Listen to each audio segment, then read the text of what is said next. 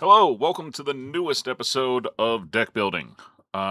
Today we're going to be talking about Thor, the God of Thunder, another Marvel build for you, another completely contained within cards available in Marvel.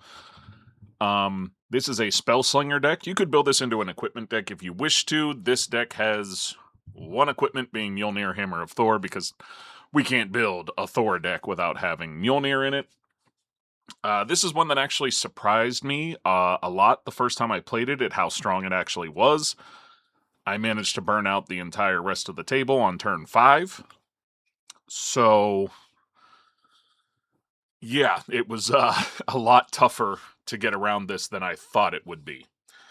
That may have been from a perfect kind of setup. I did have like a turn 1 soul ring, things like that to get started. So I think this does fall into bracket 3. But just a heads up, if you get an early start with a lot of open mana, and particularly the Vision and Scarlet Witch available to you, you can do a lot with it. The other one that's big for this is Into the Time Vortex. We'll get to that. Okay, so what does he do? He's a 5 mana flying 5/5. When Thor enters, exile target equipment, instant or sorcery card from your graveyard. Until the end of your next turn, you may play that card. Whenever you cast a non-creature spell, Thor deals damage equal to that spell's mana value to any target. That's the big one. You're burning people out for these non-creature spells that you're casting, which you can see we only have 16 creatures in the deck, plus 36 lands puts us at 52, meaning we have 48 non-creature spells that we can pull from to deal damage. So that's what we're going to be trying to do, and we're using characters here as our creatures from Marvel that assist us in doing that. We want to cast lots of things, we want to cast repetitive things, and I'm trying to cast things from Exile specifically, because that's part of the flavor on what he's doing there. So, the first creature is Alicia Master's Skilled Sculptor. Beginning combat on your turn, if you cast non-creature spell this turn, create a treasure token. Pretty simple. She adds mana for you. She's a 2 mana 0/4, decent blocker. She also says at the beginning of your end step, each player gains control of all creatures they own. It's not really going to matter for this deck at all. Maybe it affects somebody else. Maybe it doesn't. Then we have Electro, Assaulting Battery, a 3 mana 2/3 with flying. You don't lose unspent red mana as steps and phases end. Huge to have that available. Whenever you cast an instant or sorcery spell, add red. Huge. And then when Electro leaves the battlefield, you may pay X. When you do, he deals X damage to target player. So if you have a bunch of that floating mana around, somebody removes Electro, you can smash a bunch of that mana into their face for doing so as a retaliation. Pretty nice. Franklin Richards Ascendant. At the beginning of combat on your turn, if you've cast a non-creature spell this turn, discover 6. Again, we're just gaining benefits for, casting non-creature spells. Pretty good. Hawkeye, Young Avenger, a 4 mana 2/4 with reach. If a source you control would deal non-combat damage to an opponent or a permanent an opponent controls, instead it deals that much damage plus X, where X is her power. So we're just adding 2 damage at base. I don't have a ton of ways to increase her power in here. We have a few, like Monstrous Rage that could do it, but you get the idea. She's adding damage to our pings. Hulkling Young Avenger, 4 mana 4/4 with flying. Whenever you cast a non-creature spell, Hulkling becomes a copy of up to one other target creature until end of turn, except his name is Hulkling Young Avenger. He's a 4/4 and has flying in this ability. This is good in a couple of ways. We're going to use this to copy Thor so we can double ping on spells. Very good. We can also use this to cast an instant on somebody else's turn and turn him into a more interesting blocker, perhaps. Maybe there's a Death Touch creature on board, and we can copy that and have him be a Death Touch flying blocker, or a First Strike 4/4 flyer. That kind of idea. Because he will get the other keywords, but he'll remain 4/4. Human Torch Johnny Storm, a 3 mana 2/2 with flying. Whenever you draw a card, if you control another hero, which, as you see, are creature list, we probably will. Human Torch deals 1 damage to target opponent. Pretty good. We're not going to worry about the power-up. We're not going to do that. But having the ability to just have damage pop off on your draw is pretty nice. And there's a fair few draw spells in here so that we can find more spells to sling. Then we've got Jessica Jones' Private Eye, 3 mana, 2/3. Tap her, put a stun counter on her. Exile the top X cards of your library, where X is her power, and you may play those cards this turn. Perfect. Gets us to see more of the deck. You can see, obviously, we're going to be hitting a lot of non-creature spells when we do that, hopefully. Maybe we need lands, and it gets us a mountain. Pretty good. Loki Laufey Sun. A 2 mana, 2/1. You can pay 1, tap it. Whenever you next cast an instant or sorcery spell with mana value less than or equal to Loki's power, copy that spell, and you can choose new targets for it. The power up here we may use from time to time, just to get Loki's power up a bit so we can copy some more powerful spells. That one's pretty valuable. Another, maybe, behind Scarlet Witch and the Vision and Scarlet Witch, Nico Minoru is probably the next best card in the deck. Whenever you cast a spell from anywhere other than your hand, Nico Minoru deals 2 damage to each opponent. And then you can pay 3 and tap her, discard a card, exile cards from the top of your library until you hit a non-land, and you can cast it without paying its mana cost. So good. This is so good. You're going to use this, one, you're exiling a lot in this to play, and getting a free cast from exile, huge. So, more damage pinging. Scarlet Witch is a 3 mana 2/3 that says instant and sorcery spells with mana value 4 or greater costs X less to cast, where X is her power. Just reducing cost on some of the bigger spells that we have. Pretty darn good. The Vision is a 4 mana 2/5. It's a flying vigilance. Whenever you cast a non-creature spell, choose one that hasn't been chosen. So you can give him double strike, gain indestructible, but he's really here so we can draw a card. As I will always say, card draw, super important. You're going to want that. And it's pretty good. The Vision and Scarlet Witch. This is a combo piece. It's not an infinite combo, but it is how you can kind of combo some things together. A flying 3/3 for 4. Whenever you cast a spell, add red and put a +1/+1 counter on them. If we have a bunch of things exiled, this can kind of snowball into being able to cast a lot of them. And that's what we want it to do. Now, specifically, I was comboing this with Into the Time Vortex, which is just a 5 mana Cascade Rebound. So when it rebounds, it goes to exile. That's what that means. So you cast it, and then you Cascade for 4. And then on your next turn, it casts from exile. So there's a lot that we've already covered that triggers off of that. And it's going to then go back to your graveyard after it rebounds. So you get 2 casts right away off of it. So you're going to add 2 red. Then the next turn, you essentially, again, have 2 red casts off of Cascade. So, yeah, because it's going to cast itself and then Cascade. Extremely good card here. Combos in incredibly well with this. Then we have Thor, Asgard's Avenger, a 4 mana 4/4, flying. If another source you control would deal damage to an opponent or a permanent an opponent controls, that much damage +1. We're just adding damage. That's all we're looking for there. Thor, Guardian of Midgard. Whenever a source you control deals non-combat damage to an opponent, you may exile that many cards from the top of your library, and you may play them this turn. Again, we're exiling stuff and playing from exile and working with all of that. And then we have Wiccan, Young Avenger. 4 mana 3/3. Whenever you cast a non-creature spell, exile the top of your library. Until the next turn, or until the next end step, you may play that card. That is so good. As we all, I mean, that's such a great card in here. I don't know how it's an uncommon. Love it. And then these are the Marvel instants and sorceries we have available to us in mono red that are playing with this deck well. Yes, this could be so much stronger if we step outside of Marvel, and in a few years when we have a whole bunch more mono red instants and sorceries from Marvel's next 4 sets or so, it's going to be that much better.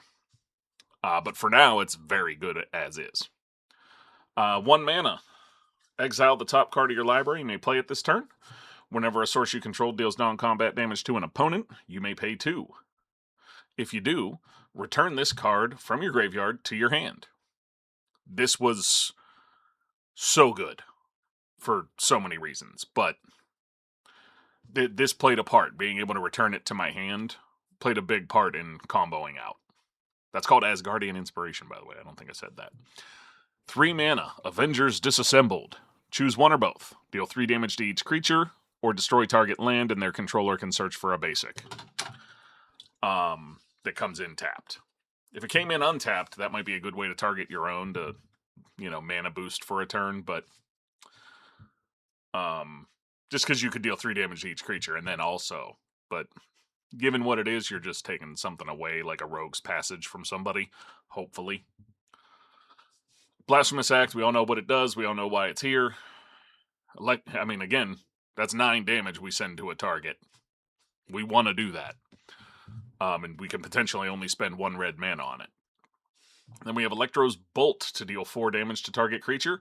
If we happen to discard it for something like Big Score or Thrill of Possibility, Unexpected Windfall, we can cast it for 2 with Mayhem.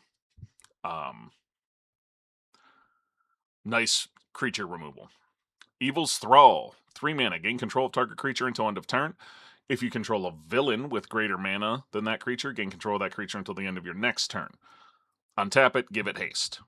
We don't have many villains there. I believe it's just Loki and Electro. So we're not going to use that part a whole lot to get another turn with it. But taking a creature away, kind of fun. Give it haste, swing it at its owner, kind of fun. 5 mana for Flame On. Put X +1/+1 counters on target creature, where X is the number of non-creature, non-land cards in your graveyards. In your graveyard. It gains flying until end of turn, and this has rebound.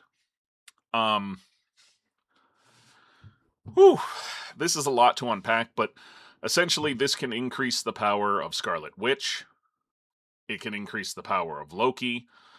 It can increase the power of Human Torch here. Hulkling, Hawkeye is a big target for that. So, yeah.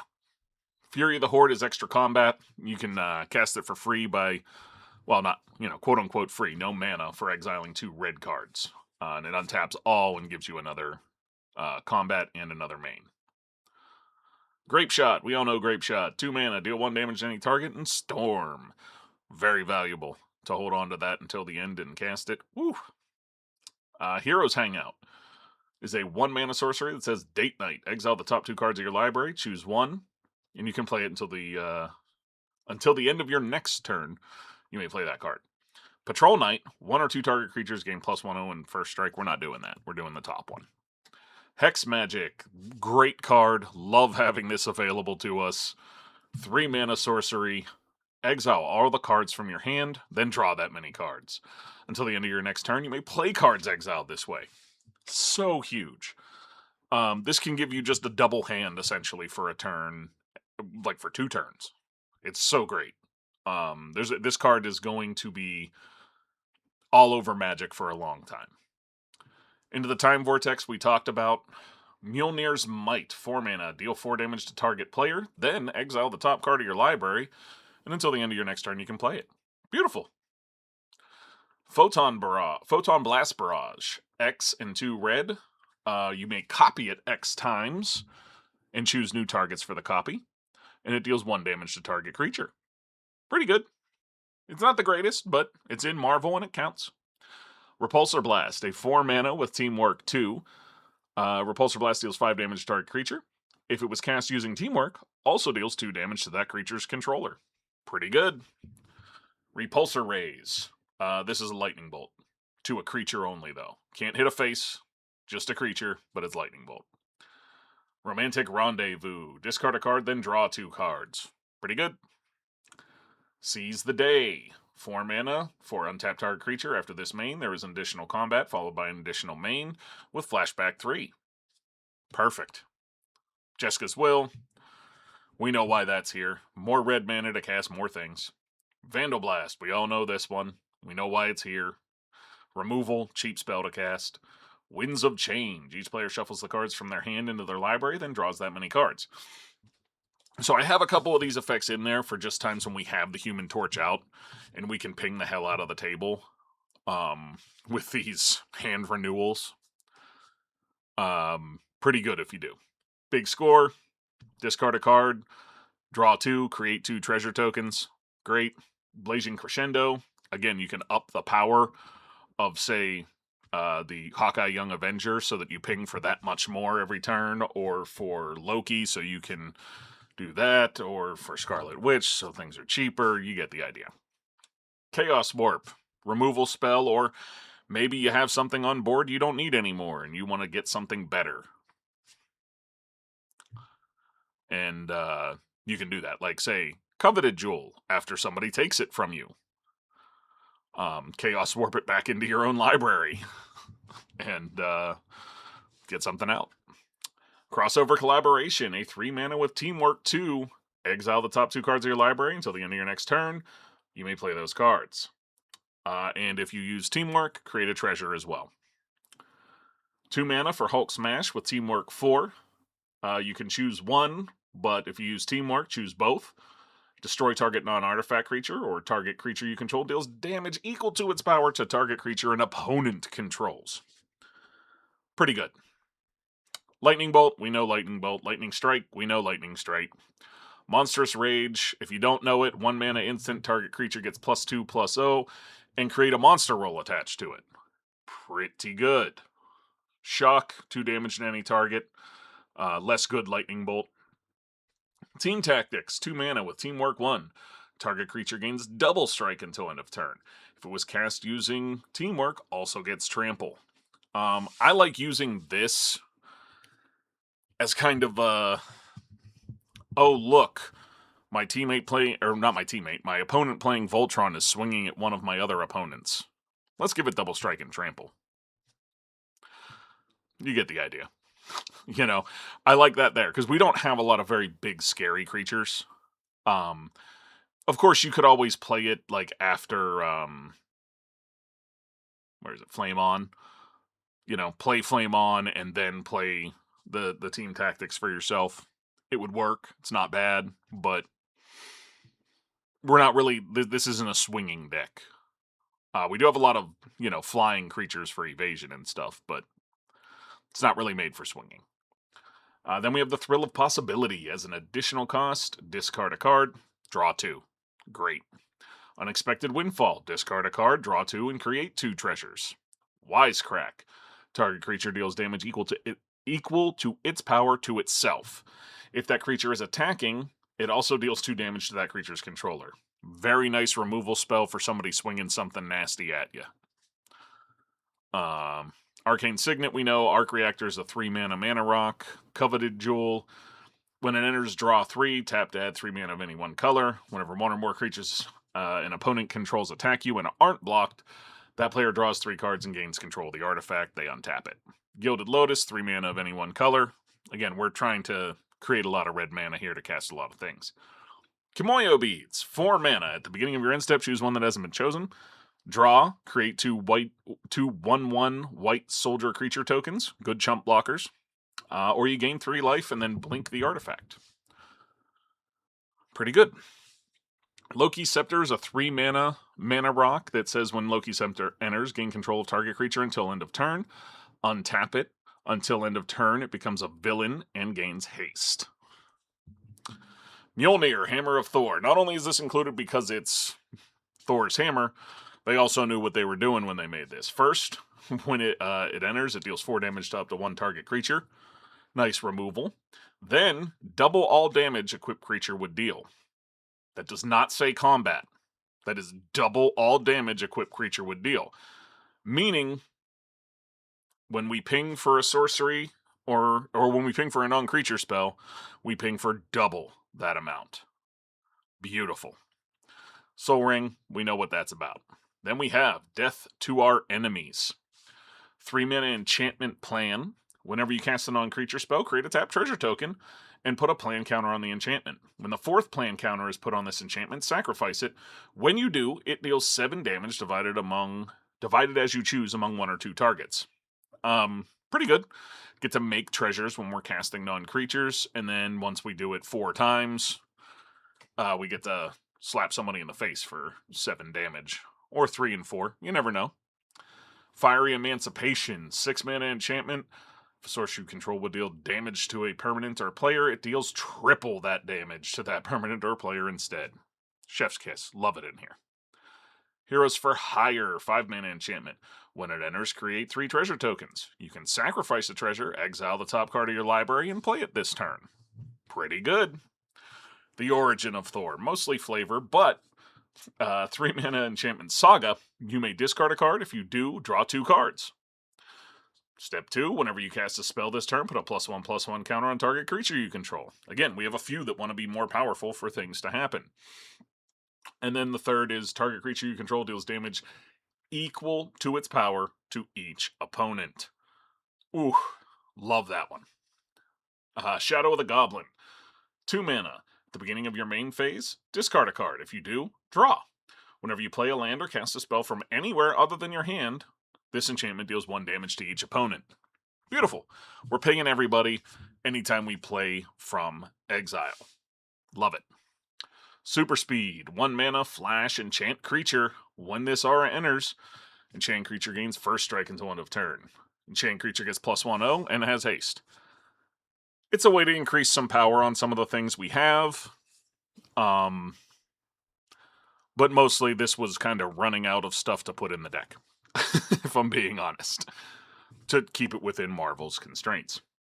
Then we have Wanda's Vision, a 5-mana enchantment that says whenever you cast your second spell each turn, exile cards from the top of your library until you exile a non-land card, and you can cast it without paying its mana cost. Ugh, so good. So good. Alright, so that's everything there. The only 2 non-basic lands that fit in the deck are Scavenger Grounds. Hey, we have something there where we can exile Scavenger Grounds, or sacrifice Scavenger Grounds and exile all graveyards. Somebody's playing a graveyard deck against us, we have a little bit of something. And then we have Throne of the High City. You can pay 4 and sacrifice it to become the Monarch. Other than that, 34 mountains. So, that's the deck. This deck plays very well, and it's very fun to play, because sometimes it's going to play very strong, you're going to get some combo pieces out, other times you're just going to be pinging people and kind of controlling the board a bit, or just slapping people in the face with some damage here and there. So yeah, let me know what you think of it, and I hope you enjoyed this one. We will see you in the next one.